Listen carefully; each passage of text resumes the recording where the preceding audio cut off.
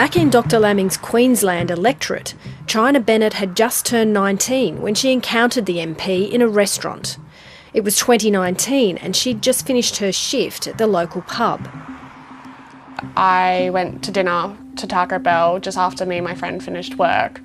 We just had some dinner, nothing of it, and as we were leaving, Andrew Lamming approached me and started to have a conversation with me. Chynna says Dr Lamming asked if he could add her as a friend on Facebook. He said he'd like to keep her updated on his work in the community. She reluctantly agreed. If it was any other person, I probably would have thought that was a bit weird for a middle-aged man to ask a 19-year-old to add them on Facebook. It wasn't a very comfortable situation. Just felt very forced and stuff like that, and sort of had to engage with it. She says she didn't tell him her name, but she was wearing a name badge on her work uniform. 10-15 minutes after that, got a friend request off Facebook, and From Andrew Lamming? Yeah. And what was your reaction to that? I felt very creeped out, he, looked me up that easy and found it straight away and stuff like that. It wasn't like he found me while we were in Taco Bell and said, "Is this your profile?" As I left, he added me and stuff like that. So it felt a bit creepy. Chynna told her mother, who complained about Dr Lamming on her public Facebook page. She said she couldn't believe he'd approached her daughter at Taco Bell and asked if he could add her on Facebook after seeing her name on her work badge. She said her daughter felt uncomfortable. You shouldn't have to sort of agree to someone just because he felt obliged to do it because he's a high person in Parliament or high person just in your community. Dr Lamming told 7:30 his office aimed to add every young adult to his electorate Facebook profile by first seeking their full name and permission. He said Chynna was enthusiastic about receiving a friend request. We are here to serve our community and assist people that need our help and represent their views.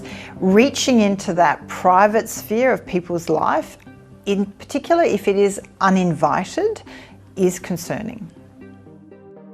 Independent federal MP Zali Steggall says there should be clear rules governing MPs' conduct on social media. Because we are in an incredibly important role. We have access to a lot of sensitive information in respect to the people in our electorate. There is a duty of care in relation to that information, that it be used carefully. Cool, that's fine. Thanks very much. See you soon. Bye. On the weekend, Dr Lamming told News Corp that he'd completed his empathy training, saying it was incredibly insightful, helpful and useful. Empathy training sounds to me like a quick fix, band-aid fix, and we don't need that.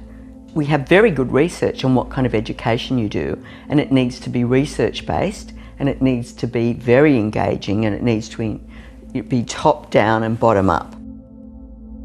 Essentially, they're looking at it as a political issue, and they can't get rid of Andrew Lamming because it would be a by-election in the wrong climate. And this is not about politics. This is about doing the right thing.